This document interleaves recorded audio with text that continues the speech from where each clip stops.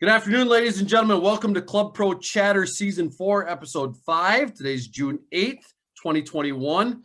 I am joined by a couple of the interns. We'll get them in a little bit here in the Minnesota section. They're working up in the office.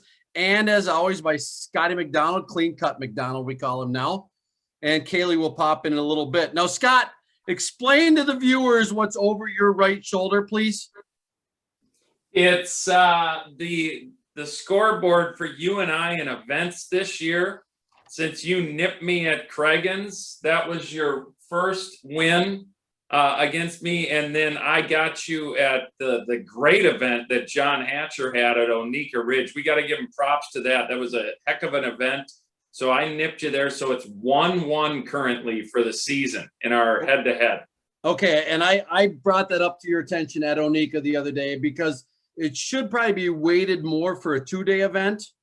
But again, there's a couple other 2-day events coming up. And so I don't know. I think we'll be fine if it's just 1-1. And when is the next time we're competing against each other? Is that Monday here at Eagle Creek?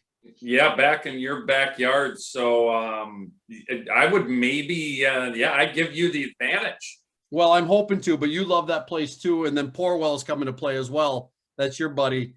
Oh, is he? Yep, he's on the list. He's coming down with Josh Lang, who just signed up. Oh, perfect. Yeah. So, anyways, let's dip into some apologies. Scotty, I believe I started last time, so why don't you tell us what you got? Well, we got to start with one of the big things we talked about last episode. I need to apologize to all our PGA members about our poor performance in the cup matches. We really didn't bring it. Once again, lost. It's been since 2013 since we won. So I don't know if, remember, what was it? The Ryder Cup Task Force. Greg, do you need to form a cup matches task force for us to see what about the this issue actually, is? haven't I? Yeah. Something needs to be done. Yeah. I thought you were the guy to lead it, Scotty, but I'm not sure anymore. Well, it's not for a lack of effort. It's we just got outplayed, and that's kind of been the same song and dance. I don't know if we just don't place as high of an importance into it or what it is. If we just don't bring it that day. But something has to change. It's just it's getting a little old, getting our teeth kicked in.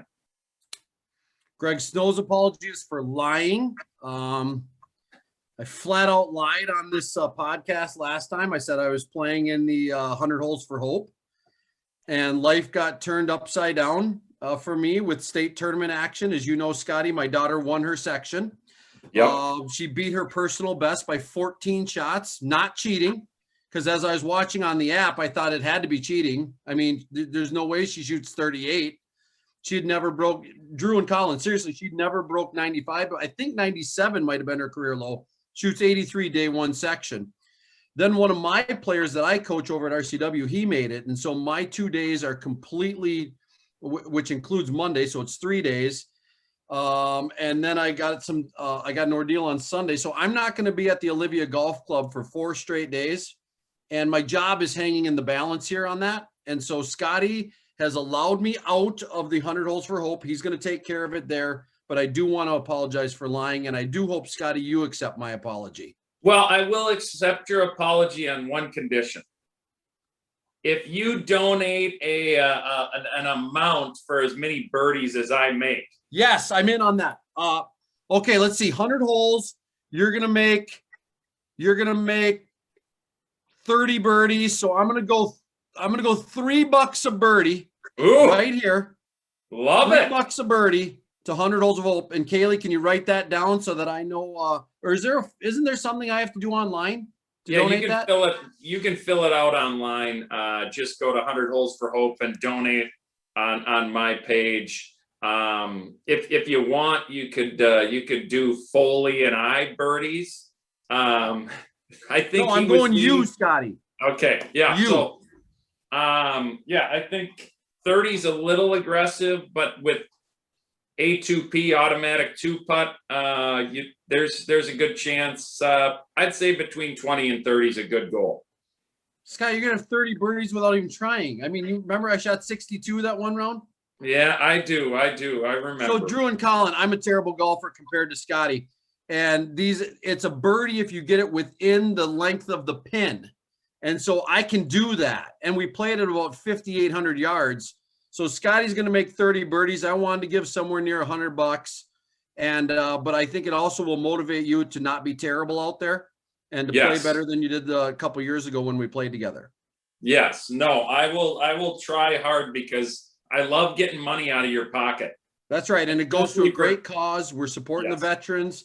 100 Holes for Hope is a great cause. It's something that you and I were part of the first one. We loved it.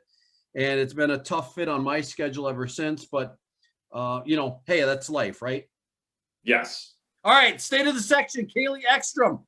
Get on in here, girl. Bring us some stuff. Fire it. Well, it's a huge weekend coming up in the Minnesota PGA section as we have Tapemark this weekend. So it is back in June. It's the 50th year. So there's going to be a lot of fun things happening at Southview Country Club this coming weekend. Scotty, it's so big that Tone Polito decided to not join us today for the podcast. Well, he's got a lot going on. There's a lot of preparation. There's a lot of moving parts, as you know, hosting in pro-ams over the years with 50 plus teams in this event. There's a lot of moving parts and there's a lot of handicaps to track down, and they have to also pair pros with AMs and you know, some business owners want to play in the morning, play in the afternoon. So there's a lot of coordination that goes into this event, maybe more so than any event we have all year. So he's Totally. busy, and I think what's that? Well, yeah, the pro auction ended this morning. Oh, who went for the most? What did Scotty go for? I mean, out. that would be something we'd have to ask Tone, but he's so busy putting together all the pairings. We'll get that on the next podcast. Yeah, there we go. Yeah. Good stuff. So right. besides Tapemark, I mean, our summer truly is kicking off because we have interns in-house. So I am so happy to introduce Colin and Drew, who have come on. They've been on for a couple of weeks. They have the Senior Open under their belt, but like I said, this coming week, we really need them, and they're great members of our team. So how about you guys introduce yourself? Yeah, well, like Haley said, my name is Drew Streeter. I grew up in Anoka, Minnesota, so not far from where we're at in Bunker Hills. But yeah, it's been about 2 weeks now, and it's been great so far. So Go ahead, Colin. Yep. All right. My name's Colin Huffman, and I grew up in New Ulm, Minnesota. Started golfing pretty young. Ran through the junior tour stuff when I was little.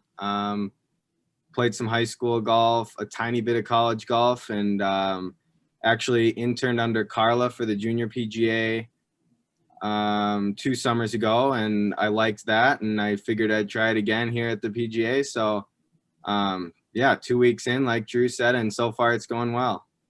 Scotty, I gotta start. I gotta bump No, it was gonna be me. Good. I know what you're gonna ask, and you're gonna take my question. You go ahead. You can ask. Okay, I'll do it. Now, Colin, your dad is Tim, correct? That's correct. Now, you just told me you got your hair cut. He cut it. Did your dad cut your hair? Because he was a barber. He did cut my hair. Yes. He's the only one who's ever cut my hair, actually.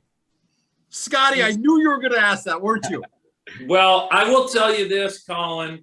We talked to your dad about offering kind of a lesson haircut package at the New Ulm Country Club. I think it would go over great, 30-minute lesson, 30 minutes in the chair, and he gets you cleaned up. Yeah, Totally. Absolutely. Now, Drew, I grew up in St. Francis, Minnesota, just north of you. What part of Anoka are you from? Now, break it down for me. I used to drive Domino's, so I know that area pretty good. well, I'm actually not from Anoka. I'm from Ramsey. So I grew up, I'm right by Rum River Hills Golf Course, right by where Even Johnson better. is. Yeah, So, Drew, Rum River was my first golf course as a junior. me too. And the same, Tillette is the same pro. He was my pro. I'm 46 years old. How are you? Are you 21? 22. 22. So Tillette's been your pro your whole life, right? Yep. So did you grow up on that course? Yeah, I probably started playing there when I was probably 6 years old, and I was in their junior program too, because I know their junior membership is pretty cheap, so I would go up there quite a bit. Yeah. The old Rum River. So, you Drew, get that's to- That's What's Scott's that? favorite tournament of the year, by the way, Drew. Which tournament is that? The Rum River Hills Pro-Am. Oh yeah, sure. That's right. So, Drew, one of my favorite tee shots of the year is always the tee shot on 18 at Rum River. Yes. Yeah. You know, you're either gonna hit it in that one guy's backyard, or you're gonna Yep. have about 160 in on a par 5. Yeah, it's a But, fun one. No, you know, Rum and New Ulm have a lot of similarities. Shorter, some gettable par 5s, but also some sneaky difficult holes, like number 17, where you got to hit it down in the valley and then you're hitting it up to that elevated green. How about this, Scott? How about number 13 at New Ulm and number 18 at Rum River being almost identical holes, but the Yeah. opposite ways? That is very true. So, Colin, you're 13, which you know, hard Yeah. dog leg left, take a Oh, yeah. 5-wood up over and hook it, right? Yeah, I think snap hook is the best play if you're a righty, to be honest. Yeah. Yeah. So the course Drew grew up on, I don't know if you've ever played Rum River, but it is literally, you got to tell your teammates, this is the tree you hit over, and yes, that fence. And they can't get their arms around it. Yeah. Those are spitting images going the opposite direction, Greg. That's a good way of putting it. So, Drew, let's start with you. Tell us a little bit about your golf career and where it was and how you got to be an intern here with us at the section. Yeah, so like I said, I played golf while I was young for quite a while, and then I stopped playing for a while. But once I was a freshman in high school, I started to take it seriously. And then my senior year of high school golf, I played in the state tournament at Bunker. Now I play on the club team at Iowa State, but don't get to play as much as I used to, so my game isn't quite as good as it used to be. But yeah, so that's kind of where I'm at now. Have you ever eagled Big Boy? Is that 18 at Rum? No, Big Boy is in Ames, Iowa at Vinker National. I think it's called – the name has changed since No! then. That's number Yeah. 7. It's a par 5. Arnold Palmer nicknamed it Big Boy. Number 7? It's a par 5 downhill, and then you hit to an island kind of, and then you got to bomb it over that next creek. Oh, It's yeah. I have 5, not 6 eagled feet. that You know hole, what no. I'm talking about? Yeah, I know what you're talking about, yep. Have you ever eagled it? Not that one, no. I love Vegas, Scotty. These guys are great. I love these golf courses that they've played. Yeah, Vinker's Baker, great. I've played a lot. I don't know. Have you ever birdied Big Boy, Greg? No. That's a better question. Same question for you, Colin. Tell us where you started with golf, and I know your dad's a pro. I get it, but sometimes, Yeah. like my son, he's runs from golf. Okay. Yeah, so my dad did get me into golf pretty young. I had swinging the plastic clubs in the yard. So, and then loved it the whole way through, played in junior stuff in New Ulm, did some of the par 3 junior tour stuff with a few friends when we were like 9 and 10. And then did the older junior tour stuff once we could drive again.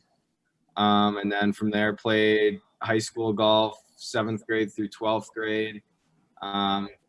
And then went to Minnesota State Mankato and tried to play golf there. I got in 2 tournaments, but mostly rode the pine. But it was still a good time there. It was great. And yeah, now I don't know. Like Drew said, it's hard to keep the game in shape when you don't play as much, but it's all right. I can get it around all right every once in a while. So, Scotty, I've never heard the term "rode the pine" for golf before. Have no, you? I know. Me neither. No, what are most of those benches out on the golf courses? Are those cedar? They're probably not pine. No, they got that nice laminate on them. So Yes, no corns in the butt. Yeah. It's all recycled plastic now. Yeah. Well, So good deal. Kaylee Are made you guys? mention of something there. She's kind of ran from the game for a little bit. Her dad's a golf pro, but you're back, Kaylee. Yeah. I mean, maybe you're not playing, but No, I mean, when growing up, my main concern when I was going to go visit my dad in the clubhouse was how many chicken tenders I could get after we played hide and seek in the basement. So that's where my golf game was at. all right, Kaylee, got any more state of the section for us, or?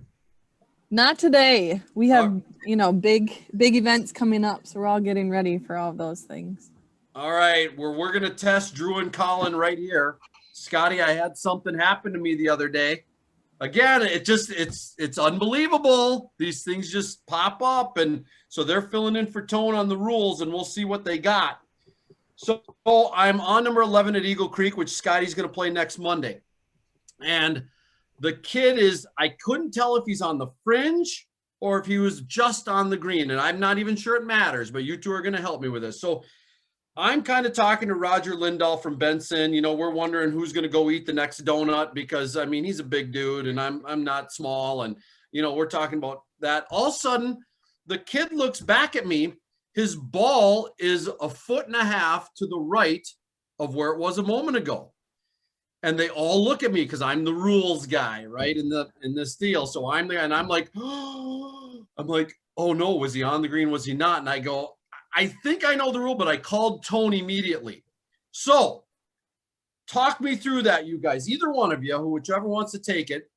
He practice stroked and hit the ball 1 foot to the right with his putter. What do we got? So actually, it will matter where he was on the course. If that ball was on the green, he will replace that ball, and there's no penalty. But if he was on the fringe, then he's going to replace that ball, and it's going to be 1-stroke penalty.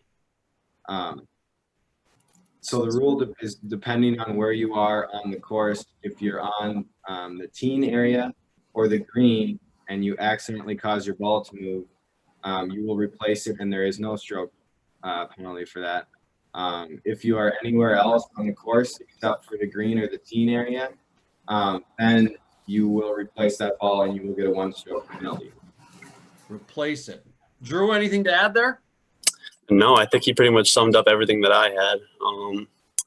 Not much else to add. I guess, yeah, it really comes down to, you said you don't know if the ball was on the fringe of the putting green, so I guess that would be up to the group to decipher where the ball was exactly. Okay, we might have messed that ruling up.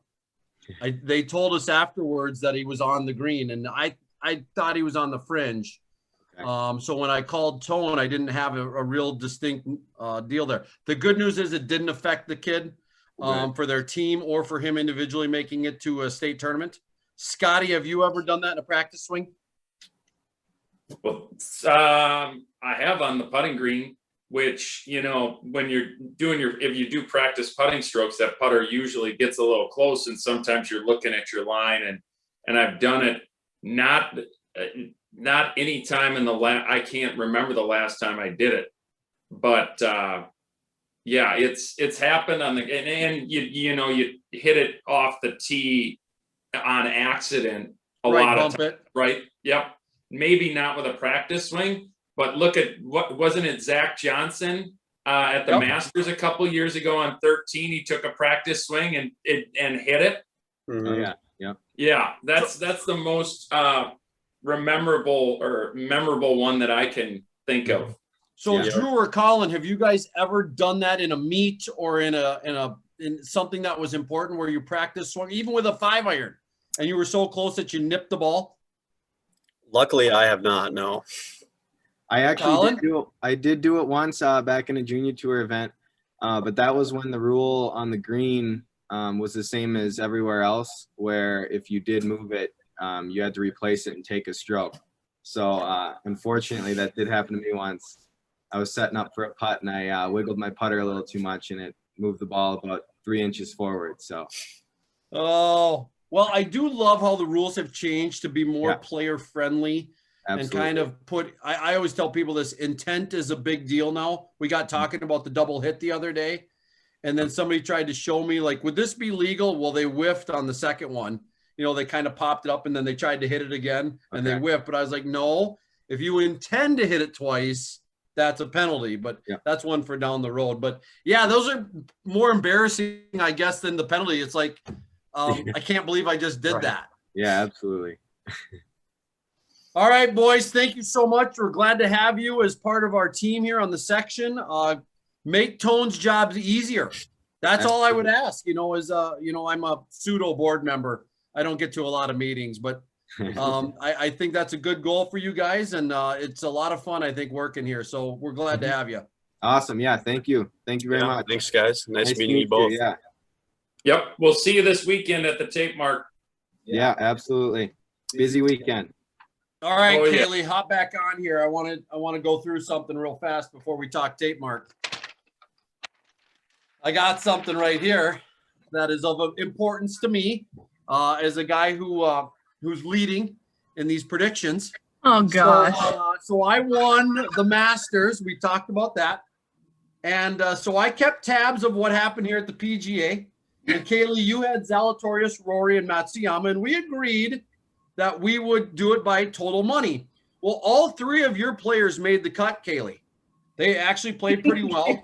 Zalatoris made 263K, Rory made 24, and Matsuyama made 100. So your total was $388,697. Scotty, you didn't do quite as well. You only had two make the cut. You had DeChambeau, who 42,000, and then Jonathan Rahm, Mr. COVID, 263. So your total was 305. So you finished in last place, Scotty. And then Tone had Spieth, Hovland, and Finau, but all three of his made the cut. And his grand total was 382,500. So Kaylee, right now you're in the lead. But then we go to my team, and I had Dustin Johnson, missed cut.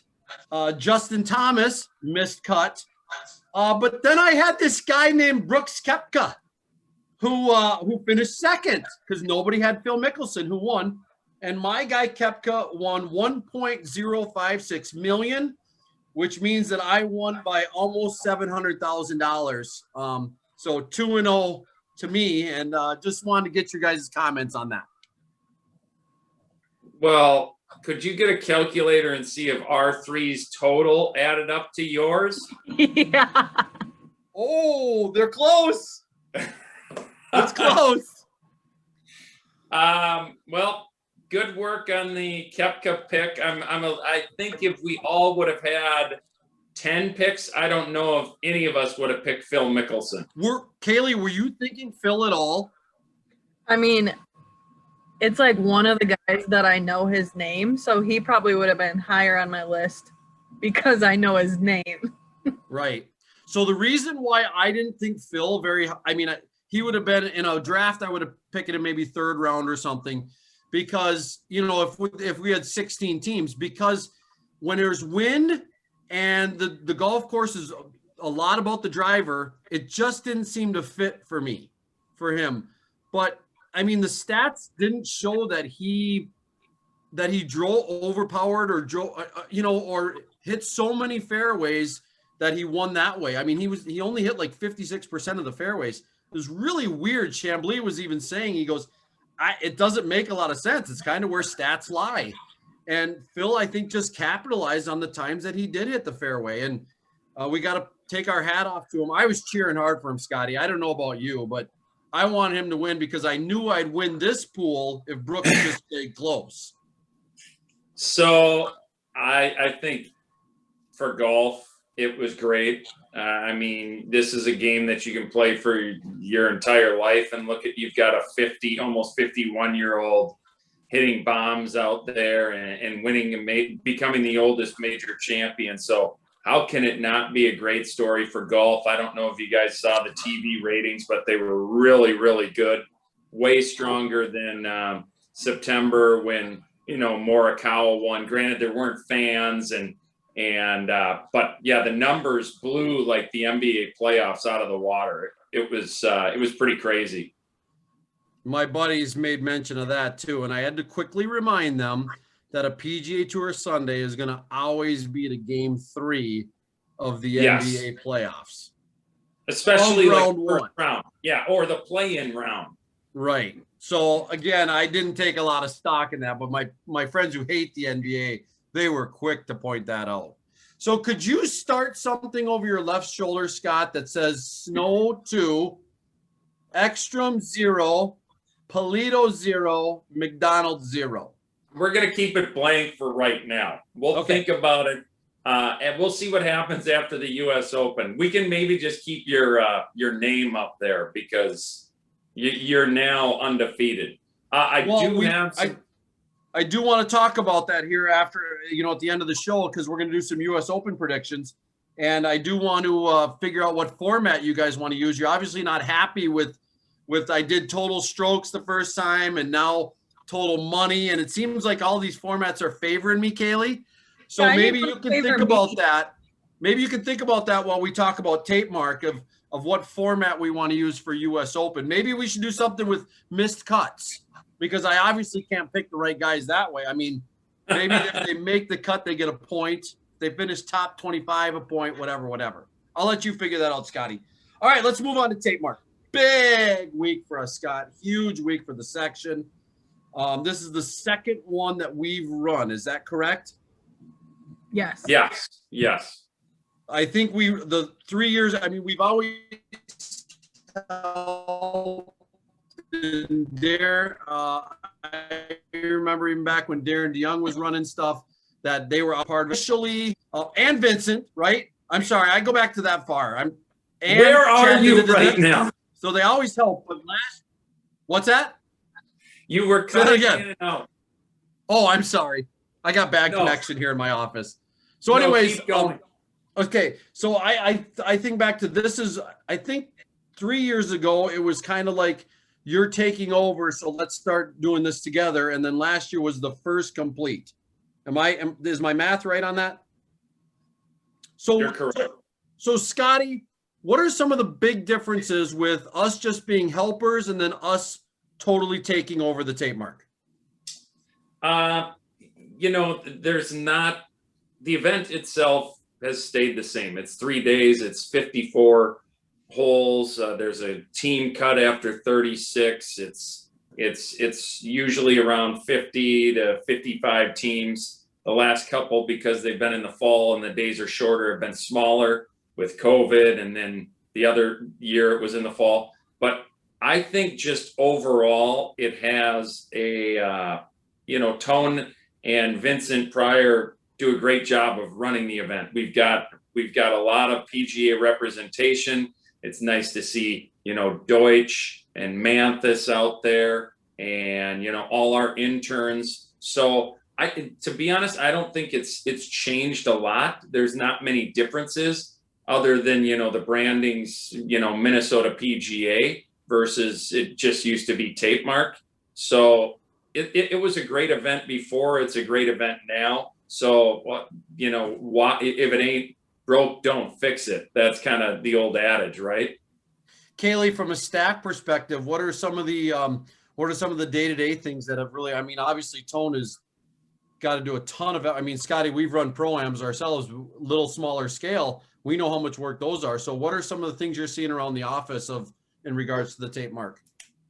Yeah, especially versus last year, that was the first time Tone and I had ever seen Tapemark. So it was a little weird because of COVID, where this year we're really getting a true understanding of how the event is run in the middle of the summer, and then with all of kind of the precautions lifted.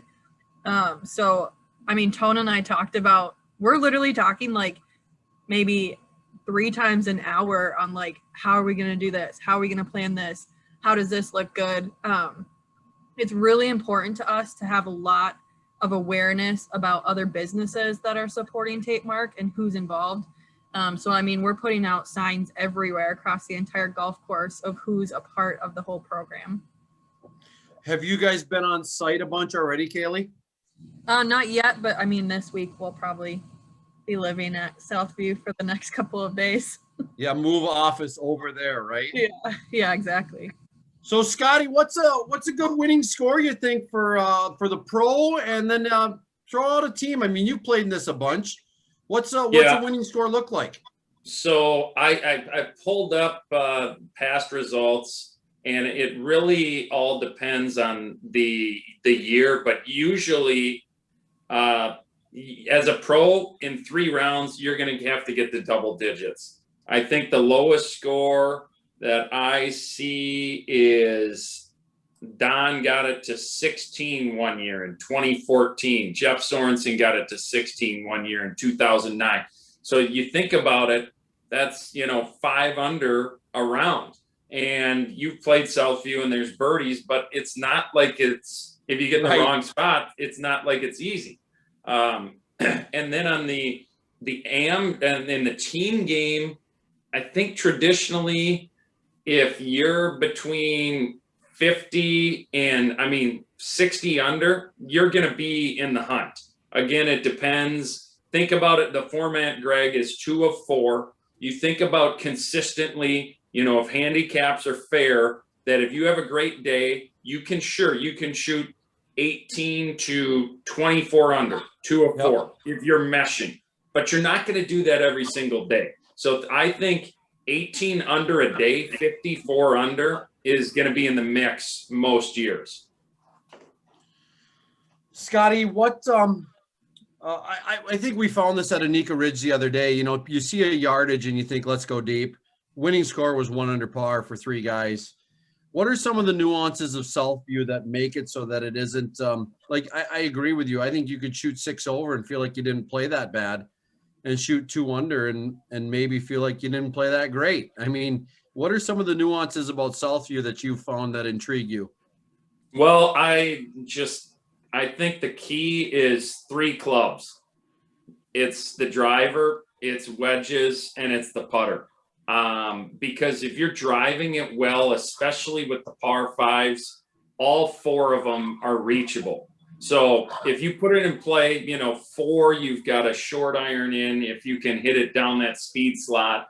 6, you kind of run into that hill, but you can still get inside of 200 yards.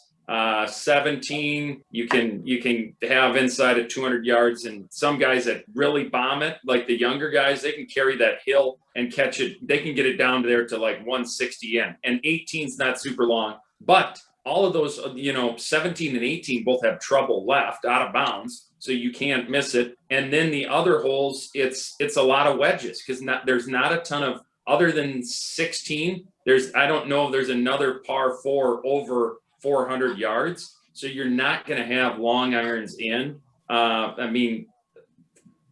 the par 3 can play long, but more times than not, you're going to have wedges. So if you're wedging it well and you're putting well and driving it well, those are the keys. And then just to piggyback off that, if you want a historical just reiteration, Don Barry's won it 7 times, and he's one of the straightest drivers. He's one of the best wedge players ever in the section. And if he gets it rolling with the putter, there you go. There's the recipe. So Scotty, Jack Nicklaus always used to say at Augusta that if he went even on the par 3s, he'd win. And I feel like Southview may be a similar deal, but I don't know where they put all the tees on that, because I know the 2 par 3s on the front 9 are quite tough. So break down the par 3s for me.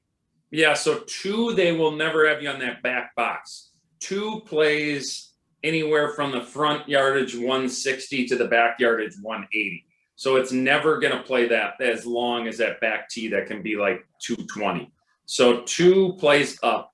5 is on that normal box. So you're going to have 200 yards in. To a back pin, it's even more. So that's 5. And then you go to 10, which is 10's probably 160 to the front, 180 to the back. And then you go to 13. 13, is 150. And then you go to 15, and that's not on that back box either. That's always on the front box, so it plays about 150. So the par 3s, we play in that, what is the Stifle Cup in the fall every year at Southview, and we play it all the way back. Tapemark's way different, because the par 5s and number 4, you do not use that back tee box on 4. That way back one on the other side of the cart path, you're always on the up box. So it's like 470. And again, on 17, you're not way back on that back box. You're always up. You're on the same tees as the AMs, which I think is great. Well, that's awesome, buddy. I've yet to ever play in the Tapemark. I've always said this numerous times. It's a great 3-day commitment, and I applaud those of you who can. We're at, what'd you say, 50 teams, Kaylee? Is that where we're at right now? Yeah, around there. And that's capped, right? I mean, especially at this point. I mean, you don't want to add any teams now, but was that the number we were shooting for? Yep. 50 for 50 years, and I do have the auction results. I didn't text tone for them, but Here I we got them. I'm going to give you everybody that went for over 1,000. You want me and Kaylee to guess? Well, I will say one thing, that Ross Miller, who's won 2 out of the last 3, is out this week. He qualified for a Corn Ferry Tour event, so he's playing in the Corn Ferry Tour instead of the Tapemark. Okay. Always has played well in it, so that's a big player that isn't in the field. So over 1,000. Let's see. I'm going to just start. There's 50 players. Let's not guess. Okay, So go ahead. we'll start from 1,000. So 1,000. Sam Matthew, mini tour, played well last year. I think, yeah, he finished in the top 10 last year, plays out at North Oaks. $1,200. Ryan Helmanen, 4-time winner. Yep. Jeff Sorensen, past champion.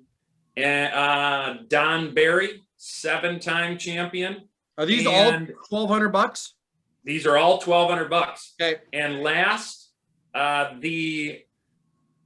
gopher who just turned pro and won the golf champions last year. I think Thomas he won Campbell. the state open. No, just turned pro. Kaylee knows. Yeah, I do. Who is it? Angus Flanagan. Angus Flanagan. Mhm. I think if I'm not mistaken, I think this is his first professional event. Yeah. Nice. So and then at 1,400, and he's been playing very well in pro-ams, and also this event has a big North Oaks presence, so I think that's helped as well. Grant Shafransky, $1,400. Yep. So he was the highest one. So 6 people over $1,000 in the auction. And how much money was raised, Scotty? Let me see. I don't know if they've tabulated it all yet, but it looked like there was quite a few guys and gals, because Lisa Grimes is in the field, and you can sure.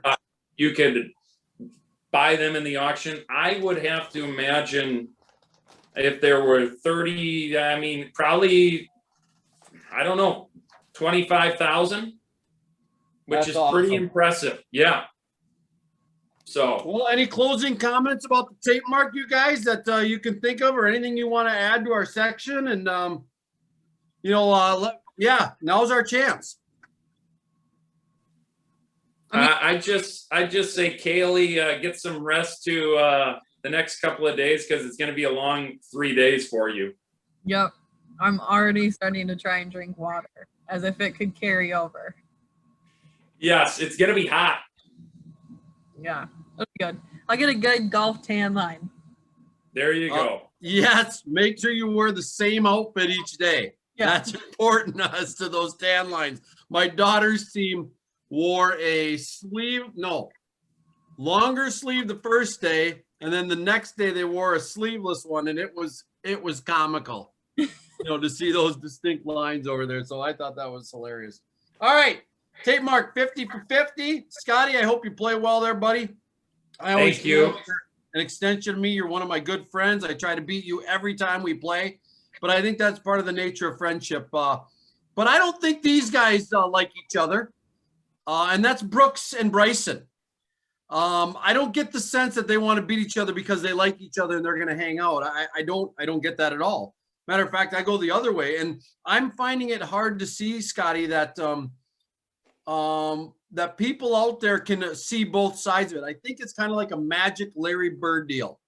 You're either one or the other. I just, maybe I'm wrong, but that's what I'm sensing. What do you think? Well, I think it's a little bit like the old WWF. I think there's there's some of that it's just kind of pumping it up, especially remember how the tour now has those incentives for social media interaction. Do you think there's a little bit behind the scenes saying, hey, let's start a feud and we can make a little bit more money? I don't with those two because they're both loaded. What do you think? Well, I don't know. I think they couldn't be more different, right? Oh, You've got Bryson, who literally is calculated and doing everything by a certain way. And then you've got Brooks, who's sponsored by Mick Ultra and would rather probably be at the pool hanging out with his girlfriend than he would playing in any regular tour event. Now, majors are different, but they're just the way they go about their approach is totally different. so I do a podcast with my buddy Todd Burgeth, and we're part of that sponsorship team for the KWLM Pro-Am.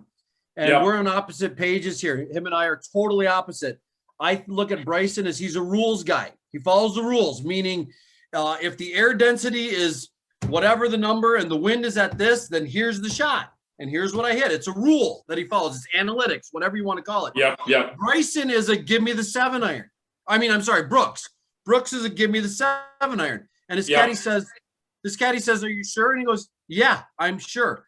I look back at that ant. Do you ever see that ant story, Scotty, with the two of them? That Bryson got relief from the ants and then the fire ants. And then the next day, Brooks Koepka hits it in almost the identical spot, looks at his caddy and he goes, oh, I got ants here. And his caddy starts to walk over and Brooks looks up and he goes, just kidding.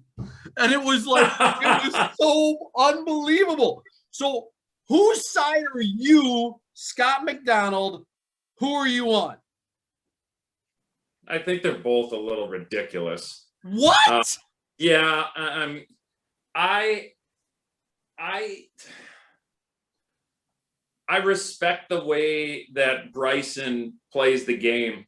He's doing something that's totally different than anybody's ever done. The way that he's changed it with distance and numbers. And there's been other people who have been doing this, but not to the extent to where he's kind of changed the game. But I also respect, I have a ton of respect for the way Brooks is and how he can bring his game to just levels when he's not even 100% and he almost wins the PGA Championship. So I don't. If you had to make me pick, I'm a Nike guy. I'm picking Brooks every time. Okay, so that's the thing is I personally lean towards the Brooks. You know me, Scotty. Again, if the rules don't say whether we can wear pants or shorts, I wear shorts. Other people are like, oh, I didn't know if we could. And I'm like, I don't care to ask. That's just what I'm doing. So that's where I kind of lean to the Brooks stuff. And also you can tell, but that's kind of my style too of I'm not going to sit there and overanalyze wind or those things. I do like to think about a shot of hair, but I'm just not that guy. And so, yeah, the Bryson stuff drives people like me a little bit crazy because they're the most calculated overanalyzers in the world. And I'm not. And again, I don't have a problem with people who like that side. I just don't tend to associate myself with those people. Is that fair? Yeah, no, it is. There's certainly people that play an analytical game and there's people that are feel, and Brooks is definitely feel and Bryson's definitely numbers, right? Yeah.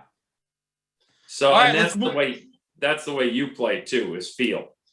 Yeah, I'm a feel guy that doesn't play great, but that's okay. I'm kind of like Lumpy. I'm that guy. Although I saw he had a pretty good tournament on the Champions Tour. Let's move to Jon Rahm. First thoughts when you heard the news and he had to withdraw after the third round at Memorial. Your first initial thoughts, what were they?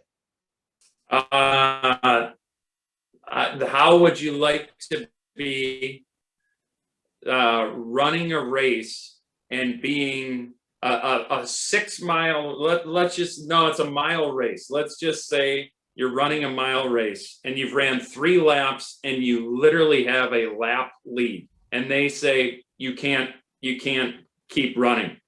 That's what he had, a 6-shot lead. And if he would have shot 5 over on Sunday, he still would have won by 1, which the way he was playing, there was no way he was shooting 5 over. Right. So I just feel, and Rahm's done some things that it's I'm not the biggest Rahm fan. He seems like he's getting better, but it's just it shouldn't happen that you can 1.7 million you pretty much just took out of Jon Rahm's pocket. But I will say, why wouldn't you just get the vaccine and then it wouldn't even be an issue? That's a take. I've heard that. If you just were vaccinated, they don't get tested. Right. So and who knows what everybody's belief is on this. We don't need to get political or anything, but he's also got a newborn in the house. And who knows if that factored into why they didn't get the vaccine and whatnot. So. Okay. So here's my initial thought was, I thought we were done with this. That was my initial thought. My second initial thought was, is there a way we can figure this out? Oh, let me preface it, Scotty. I am not a Jon Rahm fan at all. Yeah. At all. Yeah. I don't like how he acts on the course. I don't like how he conducts his business. Even though people say I got a Jon Rahm swing, it's still not something. Not a guy that I just have a lot of respect for. Now, I will say, after saying all that, I thought they could figure out a way to have him play and get his win. But I know the policies are the policies. And I do understand that some people are caught in the rules and you have to live by the rules, and they are what they are, which goes back to your point of then just get the vaccination. I mean, but we can't push that on people. So then he has to live by the rules and the consequences. Saying all that, I will say this. He handled it, not at the exact moment, because that was emotional, but afterwards he handled it like a champion. And I got a little more respect for him. And then I got thinking, Scotty, what happens if that was Tom Hogue or somebody else that was way down the money list, that doesn't have this big bank account, that doesn't have sponsors lined up left and right, that doesn't have his schedule made for the next two years? What happens if it was one of those guys? I mean, now you're talking a life-changing decision. It was not with Jon Rahm. He can handle the 1.67 million taken from his pocket. That's not a big deal to John. But a Tom Hogue, and again, I use him because he's kind of one of us, somebody like that, that you sit back and go, oh my, 6-shot lead, and he's about to change his life for the next 2 years and then some, and he has to withdraw because he was tested positive for something that he's not even sick from. Yeah, and that's a really good point. That Jon Rahm, I will say this: the way that he handled himself afterwards probably earned him 1.7 million with sponsors, because he said the right things.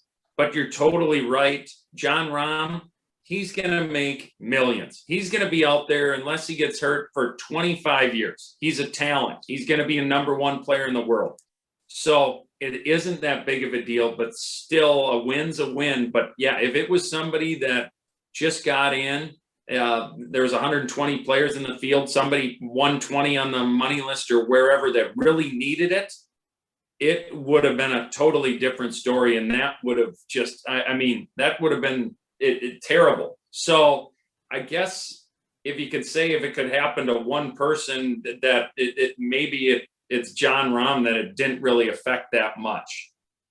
Of that leaderboard, I would agree. That was the least. Colin Morikawa is going to make plenty of money. Cantlay's done pretty well. And then I look at Scotty Scheffler. He's doing just fine. And then after that, nobody was really that close. So, yeah, the effects dribble down. And I hope the tour actually starts updating, because that was an antiquated rule, I think, back in last year. And so it's now time to start. Everybody's changing, Scotty. Everybody's moving their rules. Today at the county meeting for us, we took all the tape off the chairs. We told people, come back in and sit. Come back to our meetings if you want to. It's fine. It's not a big deal. We're not asking them if they're vaccinated or not, because we are. So it doesn't really matter. Yeah. No, it's I found it very interesting that Vegas paid out Jon Rahm as a winner. What? Yeah. All their tickets? Yeah. So what did they do with Cantlay? I don't know what they did, but Rahm, they paid out as a winner. That's interesting. Somebody asked me about that. That is interesting. Yeah. All right, let's move on to U.S. Open. They talked about John Rahm not playing. He's going to play. His 10 days Wednesday. Don't worry about him. He's going to play. We don't have to worry about that stuff. Even if he gets sick this week, he'll be back. He's not telling anybody he's going to get sick, so we can pick him. So, Kaylee, if you want to hop back on, if you're still with us, which it looks like you are, how do you guys? I'm going to ask the people that are 0-2, how they want these predictions to go. I'm thinking if we each take 5 players and just the winner, and then if nobody has the winner, then whoever has second place. What do you guys think? I feel more confident. 5 players. That's what I'm feeling. Because we have no tone, so it's only 15. It works for me. Yes. Okay, here we go. All right, Kaylee, we're going to start with you, even though you finished second place, because we love you. And then we'll go Scotty, and then we'll go Snow. And now we're going to – I have to tip the scales because I want to really help you guys. We'll just keep doing it in that rotation. So you get the first pick of each round, Kaylee. Scotty, you'll get the second pick. All right, start us off, Kaylee. Here we go. I'll go Brooks. Oh, I love it. I thought you were going to take Will for sure. No. Okay, Scotty. Dustin Johnson. All right. Dumb pick, but I'm nostalgic, so I'll take Mickelson. I don't think that's a dumb pick. He plays well at Torrey. I know. I'm a little nostalgic. He missed the cut in the year that Tiger 2008. Yeah, but he always plays well out there in the Farmers. He does do pretty well, but that thick rough. Well, we'll see. Kaylee, who do you got? Justin Rose. Like that pick. Oh, Scotty. DeChambeau. You always pick him. It's a big golf course. You just we played it. Okay, a lot of good players left for me, so I'm going to go with Morikawa. Kaylee. Hideki. You love Hideki. I do. Excuse me. Matsuyama. Okay, not a bad pick. Scotty? Tony Finau. I was thinking of him, actually, because I like the big ballpark for him, too. I'm not going to do it because you'll make fun of me, so I'm going to wait on him. If he's left at the end, I'll take him. But I'm going to now take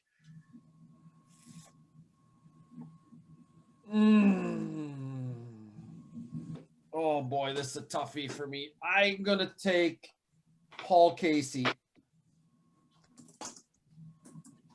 Okay, Kaylee. Abraham Answer. And Kerr. Abe Answer. Okay, Scotty. Yeah. I'm trying to see who hasn't been picked yet. Well, there's a lot of guys. We only have 10 off the board right now. Has anyone picked? We're just talking about him. Rambo? No. Nobody's picked him. I think all he's going to be doing is hanging out at the golf course. Well, that's what they said, that he won't be out practicing. I go, I don't think you guys understand. That's all he's going to do. He's going to be outside the next 10 days. He's not going to care. Again, he's just not going to be around anybody. All right, you baited me into it, you guys. I wasn't going to pick him, but I'll do it now. Justin Thomas. You baited me right into it. Okay, Kaylee, your last pick. Jordan Spieth. Spieth. Jordan Spieth. All right, Scotty. Let's see here. Xander. Seems like I picked him every week. Yeah, you picked the Shambo and Xander every time. I'm going to go with a past U.S. Open champion here. It's a risky pick. I'm going to go with Gary Woodland. Ooh. All right. Who did we leave out, Scotty? That's really good. On the list, let's see. Nobody picked Cantlay, did they? Nope. Nobody picked Or Shoffley. What about? No, I picked Shoffley. No. Scotty, I mean Scheffler. Yeah. Did anybody pick Rory? Nobody. Usually that's Wow. another pick. Yeah. Yes. I don't like Rory. You know that. I can't cheer for him. See, And then Webb Simpson, Victor Hovland, Patrick Reed. Those are in the odds. and Reed won the tour event back. He won the Farmers, but I think he cheated. You think he cheats all the time? Just hard to not think that way, Kaylee. Oh, good stuff. All right, you So, guys, that's it. got That's it for one our last- show today. What's that, I got Scotty? one last thing. Oh, fire it. I'm sorry. Let's you're gonna have an apology because I think it's pronounced Tom Hoagie, not Hogue. So you can apologize next week. Are you sure? And yes. And then so we need to wish Troy Merritt, Tom Hoagie, and Eric Van Rooyen good luck at the US Open. All guys with Minnesota ties to Right. the area. They all made it through qualifying it for the US Open. On golf's longest day, did you watch any of that coverage, you two? I usually do, but I totally forgot about it. Yeah, there's a lot of cool coverage, a lot of cool stories. The stories are just awesome. And that's what I love about that stuff. Like one guy, his sister died in a car crash, his 70-year-old sister, like 2 months ago. And he was playing great. And so they were telling that story. And I was like, oh, this is the greatest thing about golf. Did you see Ishikawa made it through? Say that name again? Remember he was good coming back like 5-6 years ago, Roy Ishikawa from Japan. Yeah, I know he where was he's like from, but I don't recall that. he's the next big thing, and he's been off the map for like 5 years, and now he's just made it through. And I butchered his first name, so I'm going to have to apologize next time. That's all right. Those tour guys aren't really up on the speed with us, but we do want to wish our guys good luck and we'll hopefully have fun. So Scotty, Kaylee, thank you for a great show. This was Club Pro Chatter Season 4, Episode 5. We'll come to you again in a couple weeks. So, hey, have a great day, everybody. Yep, that's right. We'll have that board updated and the other one to your left shoulder. Have a great day, everyone.